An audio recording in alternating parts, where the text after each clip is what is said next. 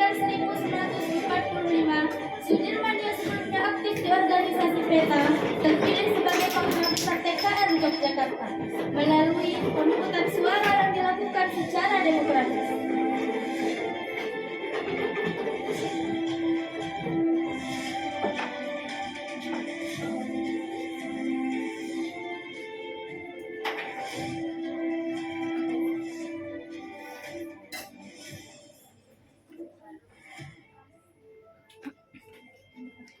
Hasil perhitungan suara adalah Sri Sultan dengan jumlah suara 3, Urip Sumarjo dengan jumlah suara 21, Sudirman. Tunggu! Maaf seterlambat. Perhitungan suara ini belum selesai. Semua suara sudah habis dihitung dan jumlah suara sudah sesuai dengan yang hadir dalam ruangan ini. Tetapi saya membawa Namanda dari Komandan Divisi dan Komandan Resimen dari Sumatera. Semua sepakat untuk memilih Sudirman. Sah. Hidup Jenderal! Hidup Jenderal! Hidup Jenderal!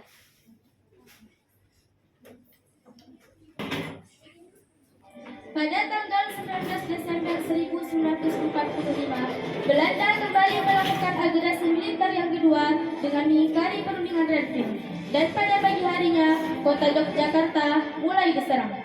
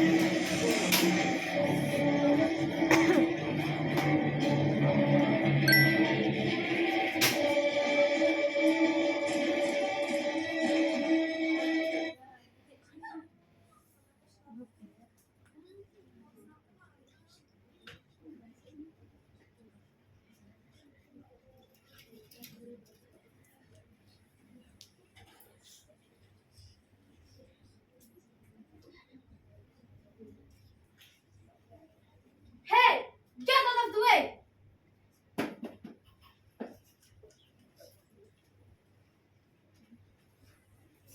Kurang ajar! Otak no!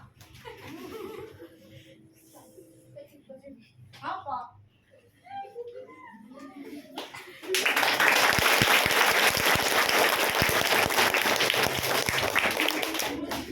Mengetahui kota Yogyakarta diserang, Jenderal Sudirman lalu berpamitan dengan istrinya untuk ikut berperang.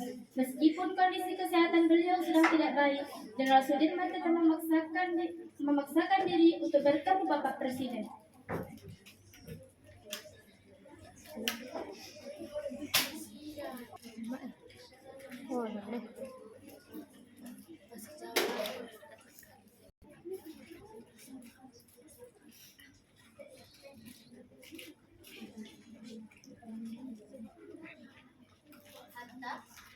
Maaf, saya ulang.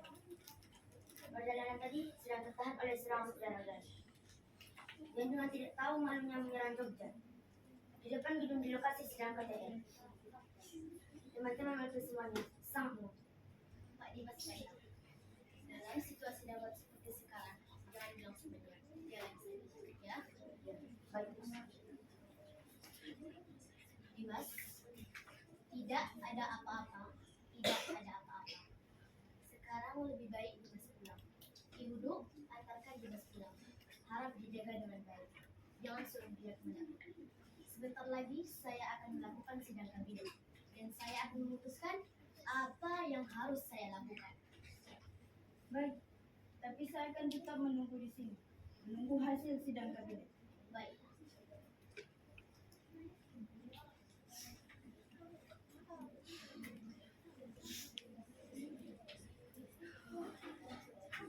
Selanjutnya, Presiden Soekarno yang sudah melaksanakan sidang kabinet menemui Jenderal Sudirman.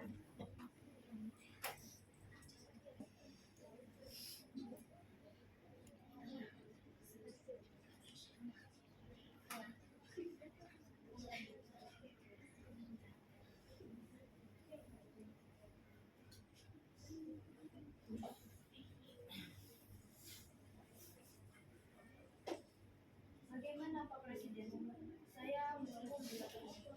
Hasil sidang kabinet telah sepakat dalam keadaan darurat akan menyerahkan kekuasaan pemerintah kepada Mr. Syafruddin Panglima Negara di Sumatera dan pejabat kita di India sebagai pemerintahan darurat kita di Sumatera dan juga Jogja. Dimas di sini saja bersama-sama kami. Tidak bisa. Saya ini tentara. Dan saya mohon dengan sangat agar Bapak Presiden keluar dari kota dan masuk ke hutan sesuai rencana, Pak.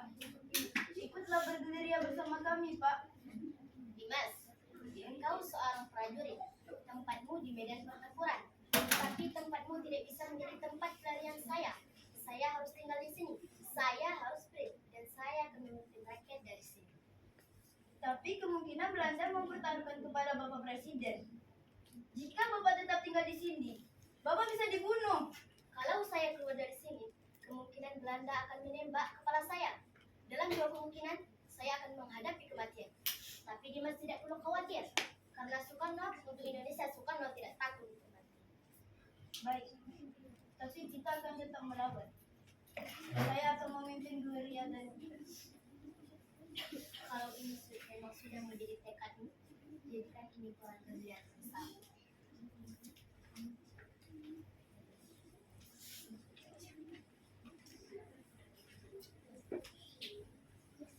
Jenderal Sudirman beserta pasukannya lalu pergi ke arah selatan untuk bergerilya. Namun, tak lama kemudian, seorang TNI datang membawa kabar bahwa Presiden telah ditahan oleh Belanda.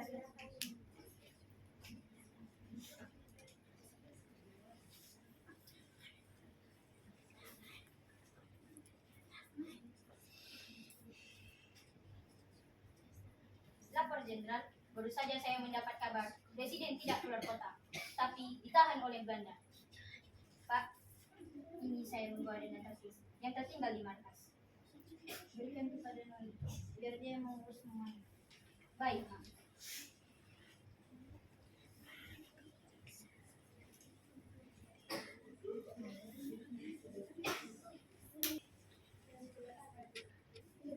Tidak sampai di situ, pasukan Belanda juga menangkap tokoh-tokoh penting bangsa Indonesia. Namun, cuma satu yang belum tertangkap, yaitu Jenderal Sudirman. Hal itu membuat pasukan Belanda menjadi cemas.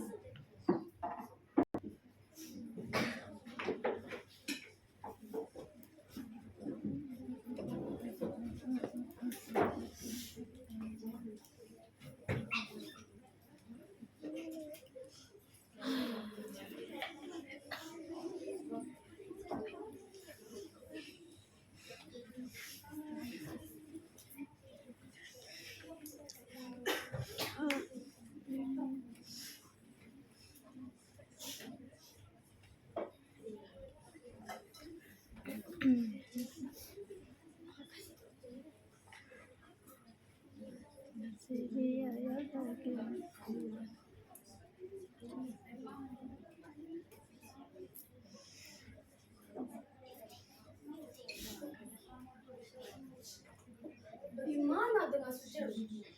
Apakah sudah tertangkap? Bukankah dia ada di Tulungagung?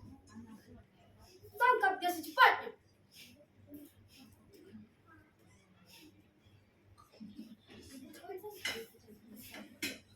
Soekarno sudah garis komando. Ngaco bersenjata itu.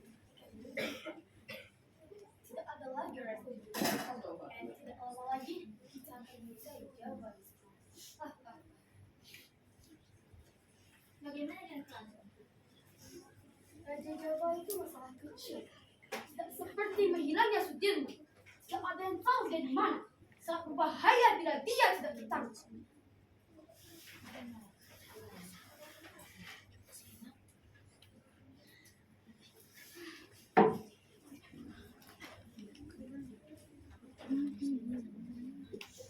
Kemudian, ketika mereka sedang beristirahat, mereka dikejutkan dengan seorang pemuda yang bernama Karsana. Karena melihat dekatnya, Jenderal Sudirman pun menerimanya sebagai gerilyawan, meski tidak mempunyai latar belakang militer.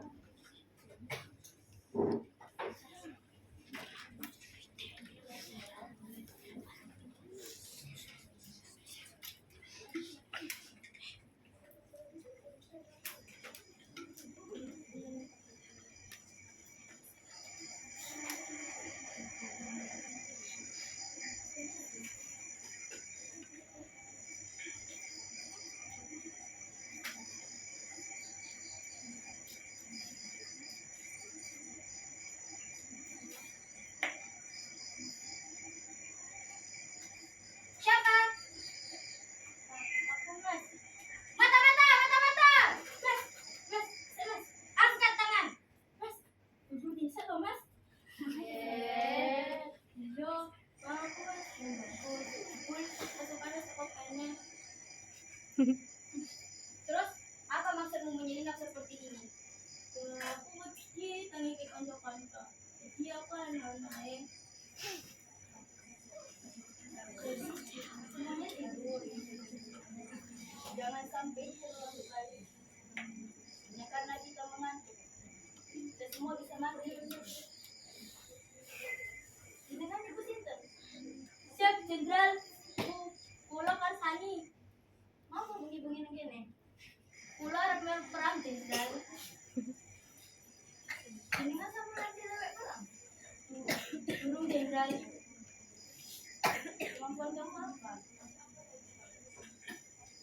Kalau mau ikut perang itu, ya harus punya kemampuan militer. Ngerepotin kalau ikut nanti. Cuma jadi curang. Karsani. Siap. Kamu mau capek? Mau kedinginan? Sakit? Bahkan mati, Karsani. Siap kamu? Siap, Jenderal.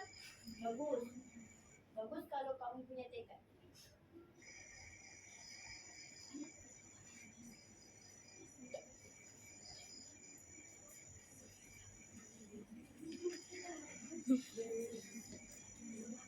Iya, aku kuat Ella. Ya.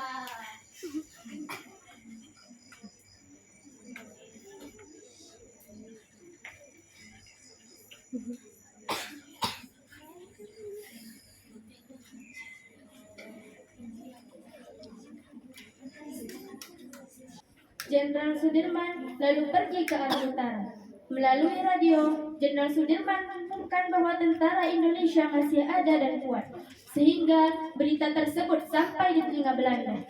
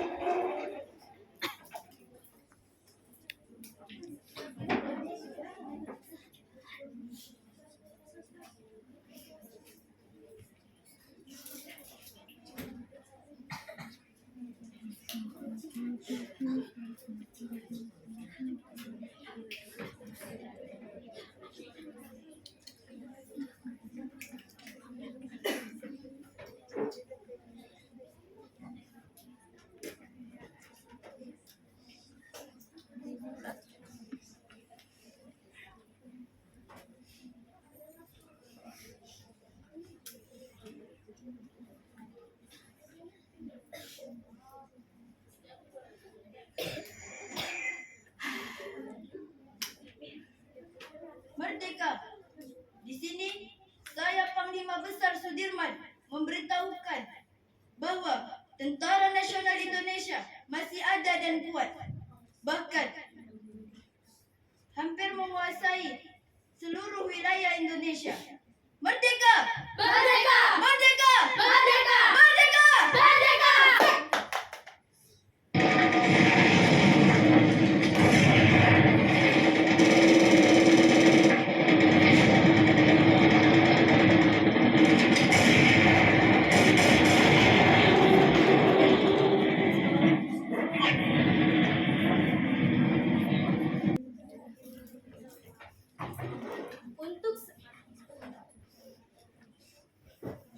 Untuk sementara waktu, mereka kembali beristirahat di rumah salah satu warga. Lagi-lagi, keberadaan mereka diketahui Belanda karena salah seorang TNI yang berkhianat dan selalu memberitahu keberadaan Jenderal Sudirman dan pasukannya.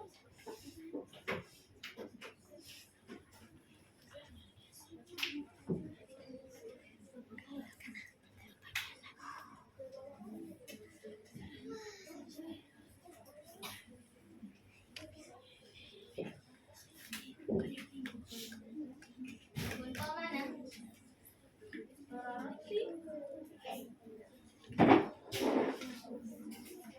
Kak, coba kamu lihat.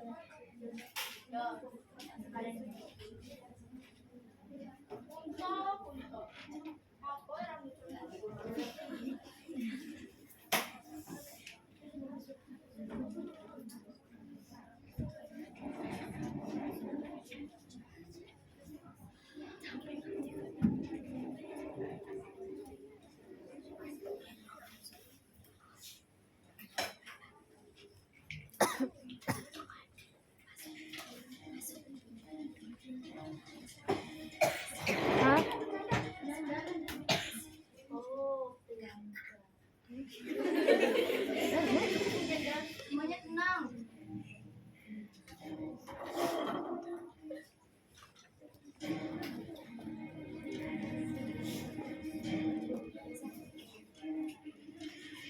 Tolong nak.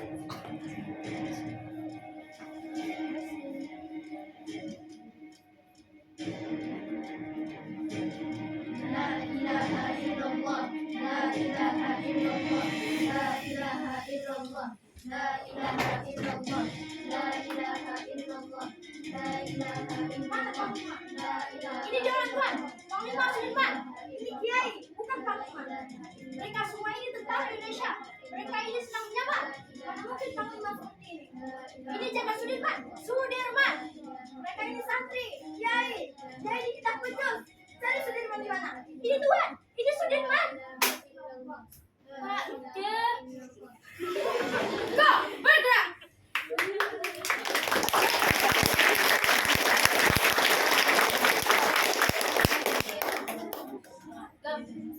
Kenapa kota ini? Oh, dasar pengkhianat.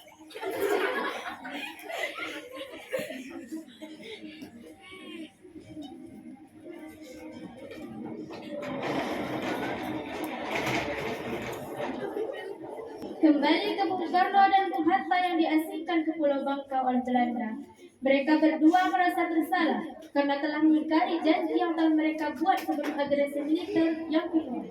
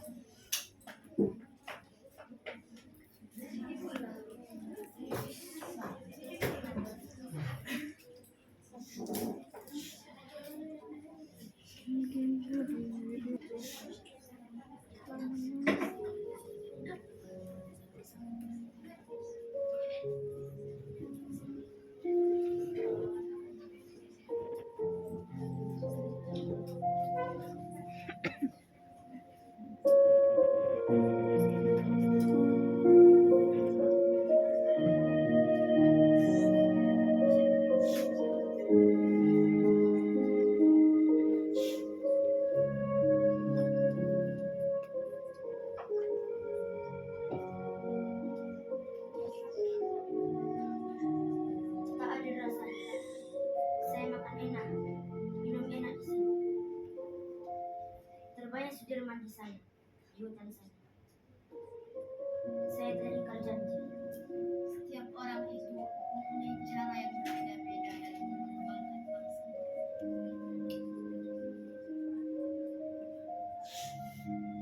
Ya, ini memang sudah sepantasnya dia di sana mewakili bangsa bersama dengan anak buahnya. Dan kita di sini dari Medan. Saya pernah berpidato akan pergi ke hutan Sumatera untuk memimpin perang. Bila Belanda menolak pertemuan, bagaimanapun juga itu janji kepada rakyat. Saya pun mengikat dalam keputusan Jerman. Saya bisa setelah agresi militer satu akan ada penyerangan oleh Belanda, dan saya sendiri yang akan memimpin gerilya.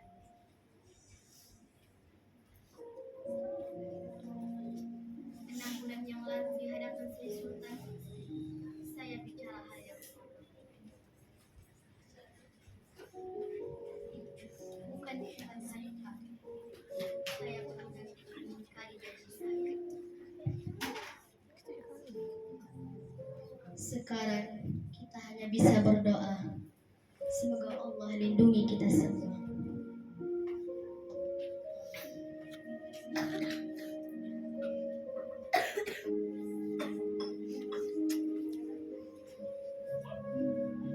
Sementara itu, adanya perundingan Rembrandt yang salah satu poin pentingnya adalah Belanda harus mengembalikan pemerintahan RI ke Yogyakarta dan menghentikan gerakan militer serta membebaskan para tahanan politik seperti Bung Karno dan Bung Hatta.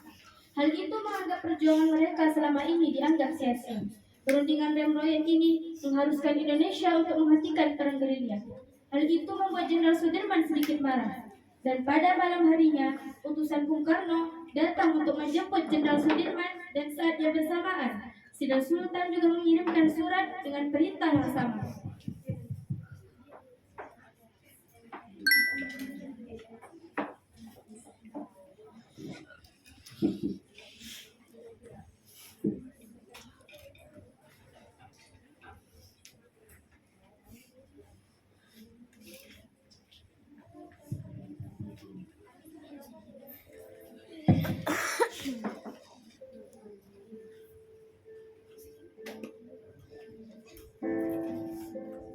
Maaf Pak, kami dari utusan Bung Karno untuk menjemput Panglima. Pemerintah sudah kembali ke Jogja. Keadaan sudah normal Pak.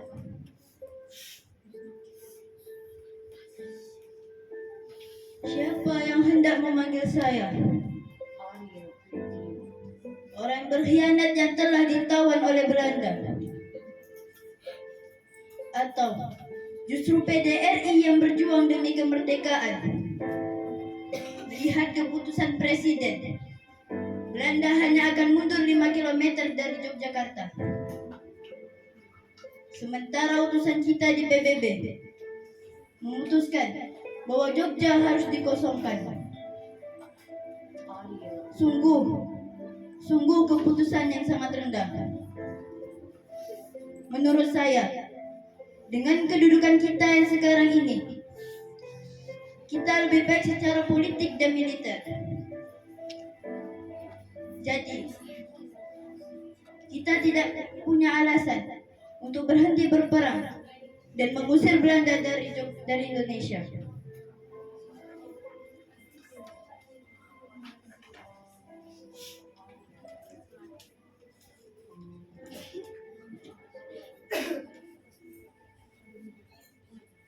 Sri Sultan memberi saya surat, meminta saya untuk pulang ke Yogyakarta.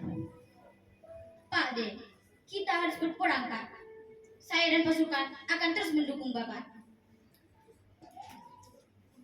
Saya mempunyai 3 perundingan. Yang pertama, saya tidak percaya bahwa Belanda akan pergi begitu saja dari Jogja. Ada kemungkinan Belanda akan menyerang Jogja untuk ketiga kalinya. Yang kedua, penyelesaian pertikaian antara Belanda dan Indonesia dengan perundingan selalu meremehkan status TNI. Yang ketiga, bagaimana caranya kita gencatan senjata? Toh, kita perang bergerilya, tidak perang terbuka. Sudah jelas kita akan tetap berperang. Kedudukan kita sekarang ini sedang di atas angin.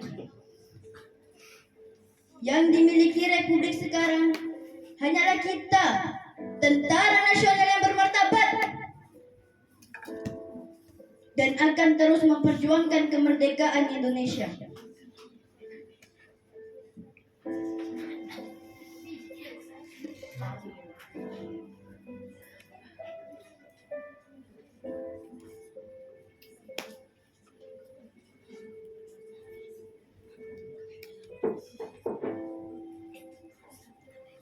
Akhirnya, dengan berat hati, Jenderal Sudirman memilih untuk kembali pulang ke Yogyakarta. Sesampainya di Yogyakarta, beliau disambut oleh Bung Karno dan Bung Hatta.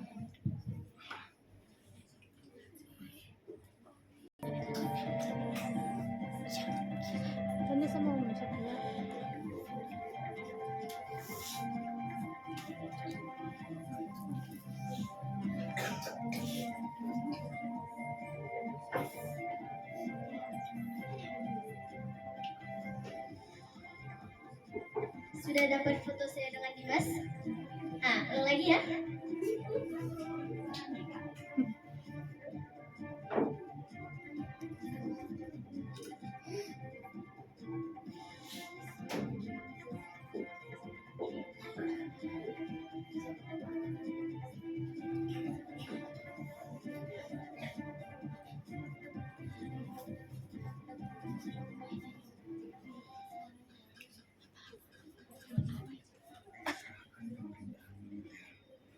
Kepada pemerintahan sipil yang dipimpin oleh Soekarno dan Hatta,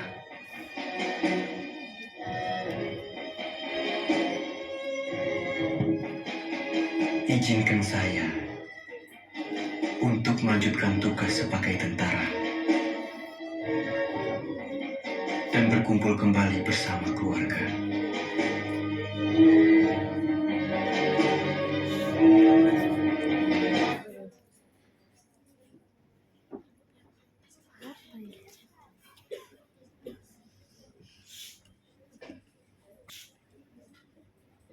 Jenderal Sudirman wafat di Magelang pada tanggal 29 Januari 1950 dalam usia 34 tahun karena penyakit paru-parunya yang kian parah.